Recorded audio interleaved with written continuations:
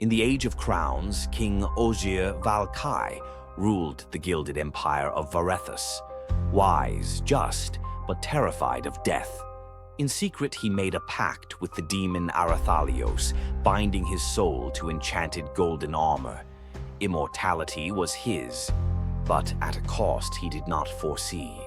On the eve of the blood moon, his own council, led by the traitor Lord Severin, trapped him within his cursed shell, sealing his soul inside a prison of metal.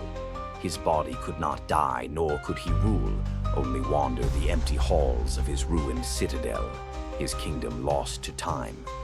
Now, the Hollow King haunts the shattered throne of Veldrith Keep, his eyes burning with the memories of betrayal.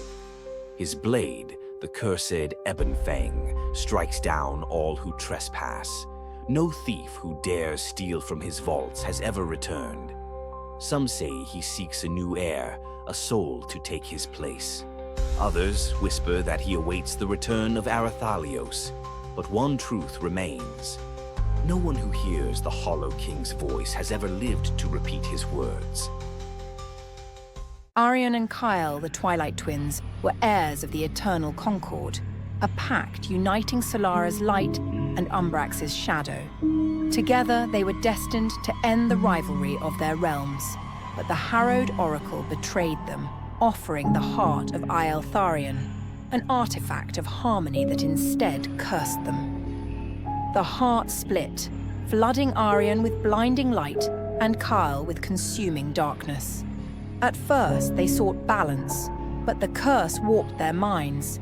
Arion became a zealot, purging all shadows, while Kale, lost to despair, sought destruction to balance his brother's tyranny.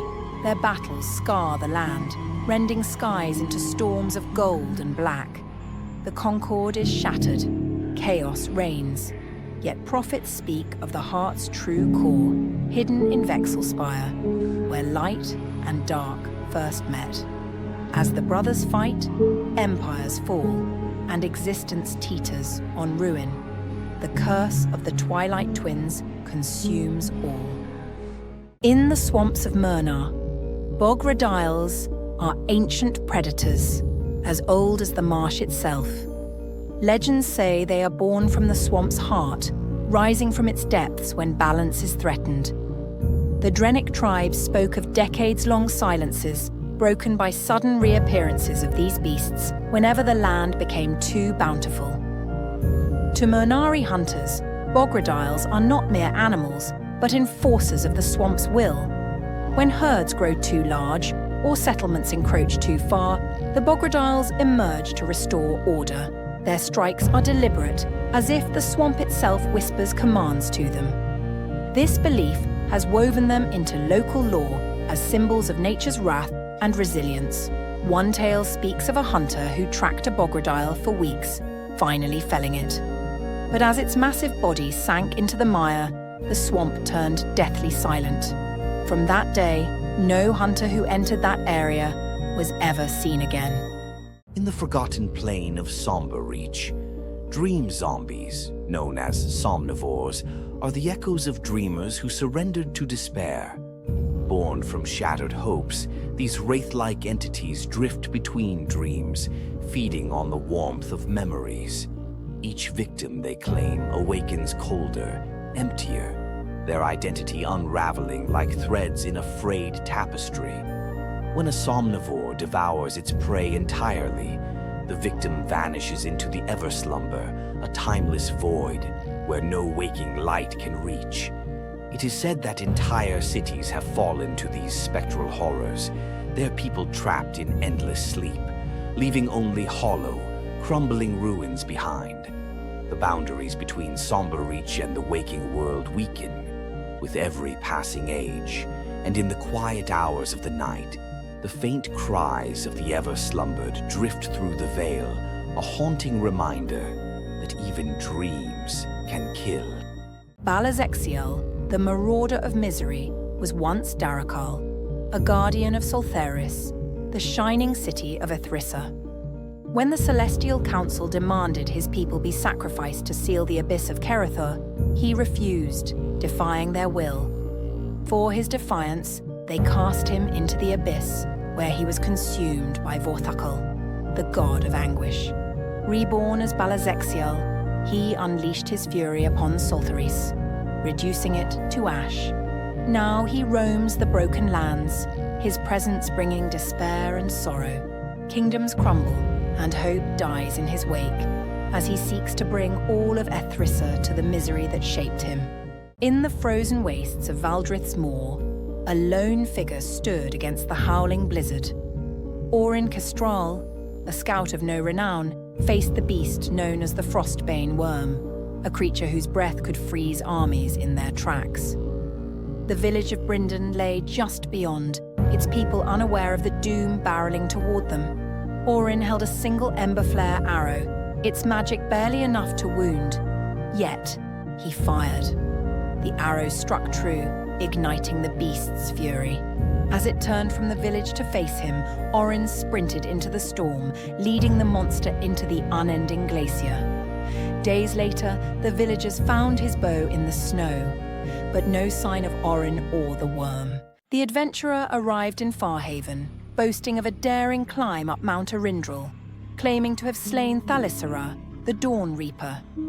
Inspired by their tale, the villagers celebrated the adventurer's supposed triumph, while abandoning their usual offerings to the dragon. Offerings that had safeguarded their lives for generations. When no tribute appeared at her peak, Thalyssara's wrath was swift. She descended in a storm of fury, her flames reducing homes to rubble, her terror carving through the humble village. By the time dawn broke, Farhaven lay in smouldering ruins, a grim testament to the price of invoking the Dawn Reaper's ire. The silver gull drifted into the erasing sea. Memories and moments that defined her crew pulled them closer to oblivion. The waters stirred, silent and waiting, as doom prepared to claim them. Unseen to mortal eyes, a veil siren appeared, her essence woven into the tide. The first ribbons of her veil brushed the ship, slipping aboard with eerie grace. A silent song began consuming the crew, unaware of the unraveling of their souls.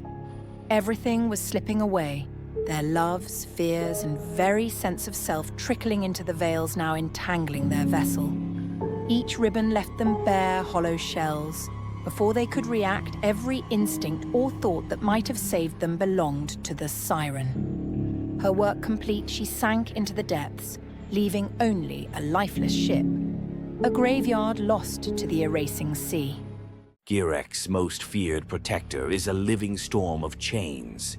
Known as the Chain Ogre, it was forged in the Ebon Coil Crucible, where Lord Vorin bound the souls of a rebellious legion into iron. These souls, once fierce warriors, now writhe in eternal servitude, their anguish fueling the ogre's relentless form. When Girek faced the Crimson March, the Chain Ogre was his answer. It tore through their lines, its shifting form adapting to every tactic, limbs unraveling into serrated whips, shields deflecting volleys of arrows. Even when its chains were severed, they slithered back to its core, reforging into new weapons.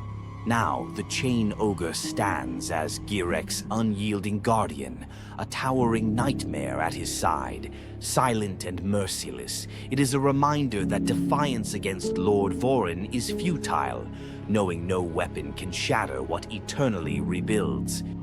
Evergloom is shackled by an unbreakable curse, its sky forever cloaked in a deep purple haze that blots out the sun and moon, plunging the city into near eternal shadow.